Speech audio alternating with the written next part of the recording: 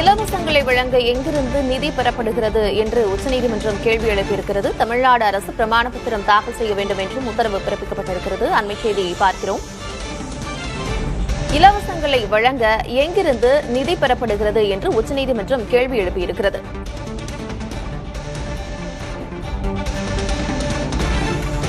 மின் திருத்த விதிகள் 2024 உள்ள விதி 23 திருத்துமாறு தொடரப்பட்ட வழக்கில் இந்த கருத்தினை உச்சநீதிமன்ற நீதிபதி தெரிவித்திருக்கிறார்.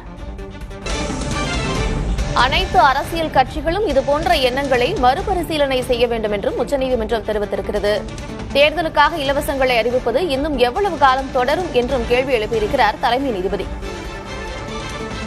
மேலும் நாட்டினுடைய பொருளாதார வளர்ச்சியை இலவசங்கள் தடை செய்யும் என்றும் நிதியை சேமித்து கல்வி நிலையங்கள் கட்டப்பட்டால் மாணவர்கள் உட்பட அனைவருக்கும் பலன் தரும் என்ற கருத்தினையும் தலைமை நீதிபதி தெரிவித்திருக்கிறார்.